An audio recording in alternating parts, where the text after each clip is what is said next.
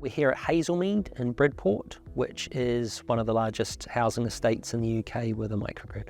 Hazelmead was conceived right from the beginning to be a low carbon, low energy, sustainable development by Bridport Co-Housing.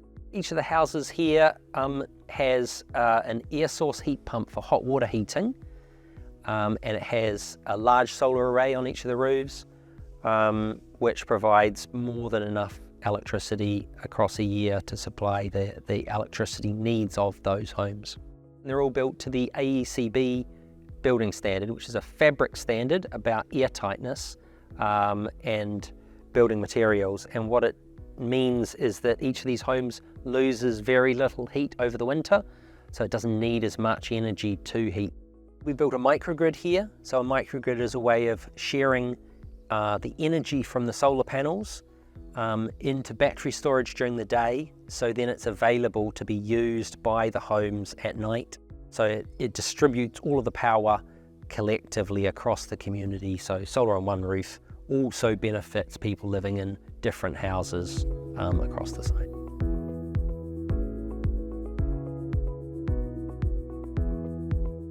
I'm Brother Hugh. This is Hillfield Friary. We're just sitting outside the Friary Chapel, 10 miles north of Dorchester. We're part of the Society of St Francis and Anglican Church of England community. Over the last 15 years or so, we've been doing a lot of insulating. They're old buildings, they're stone buildings, so some of it was fairly basic stuff. But we've also had some solar panels for, I think, 12 years now on our chapel roof. And more recently, a lot of extra solar through Low Carbon Dorset. We also had a biomass wood chip heating system put in. So all our guests who come here and people who come here for the day know how they are keeping warm.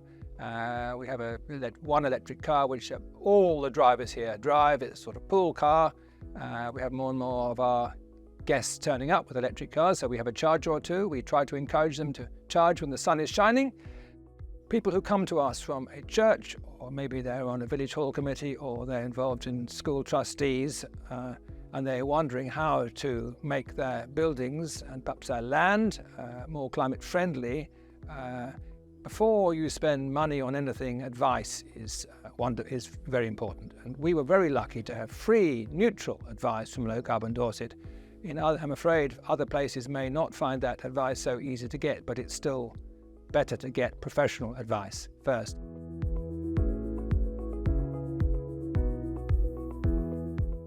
When the council first formed, they declared a climate and ecological emergency, so we've been taking steps to reduce our emissions. Within the Green Space team, we use a lot of petrol-powered tools to do our job. We're moving across to electric tools to reduce all the emissions. So a grant from Low Carbon Dorset of just under £60,000 has enabled us to buy these battery-operated tools and enabled us to fit solar panels to the roof of some of our buildings so that we can charge the tools with clean, renewable energy. So the electric tools are not only good for the environment, but they're lighter, quieter, you can use them for a lot longer.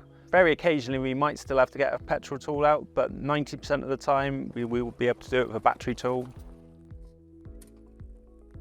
We're reducing our emissions in other ways too. We've recently brought an all-electric all-terrain vehicle to help us get our tools and equipment out on site without using petrol or diesel.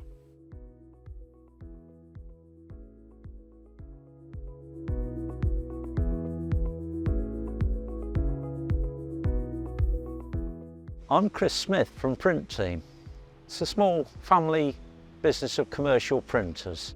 As we use lithographic and digital presses and old-fashioned even die cutting equipment, quite a bit of energy is needed to run these.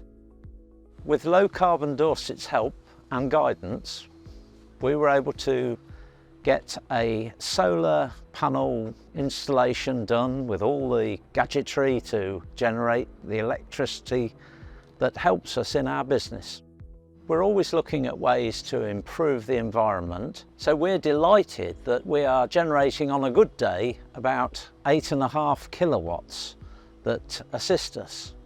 Not only that, we have electric vehicles that we use for our deliveries. I would thoroughly recommend anyone contemplating a solar system like ours. The help we got, impartial as it was, from Low Carbon Dorset was invaluable.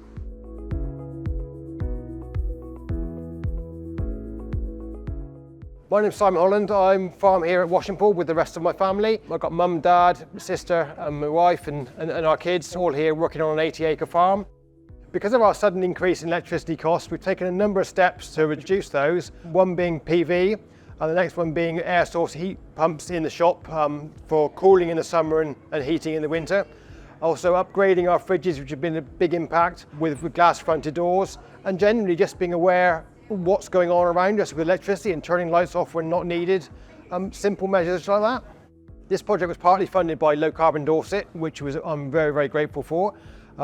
We had the funding to convert our open fronted fridges through to glass fronted fridges. We were probably saving about £1,000 of electricity a month from doing the fridge upgrades. Now it's considerably more. We were paying 15p a unit for electricity. We're now paying 68p a unit for electricity. So it's quite a considerable shock rise for us. Without this help of a grant and also the help from the banks and lenders for doing the PV, I don't know whether we would be here today. It's as simple as that.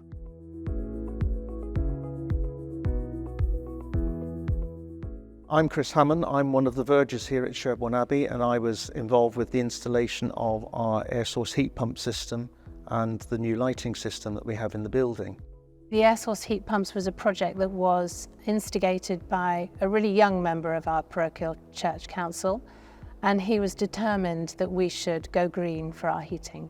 Sherborne Abbey, being a Grade 1 listed building, is a difficult building. It's a large space and it does need heating. So we explored ground source heat pumps, air source heat pumps, along with replacement gas boilers. Air source heat pumps were the obvious, therefore, route, but we did need to back it with gas boilers so that we can get enough heat in the building, particularly in cold weather. So the benefits of the air source heat pumps are obvious. We now come to church on a Sunday and be warm, we can relax and we can enjoy a service, which is fantastic. The Church of England committed in 2020 to sign up to net zero carbon by 2030. Here at Sherborne Abbey, we're doing our little bit towards that.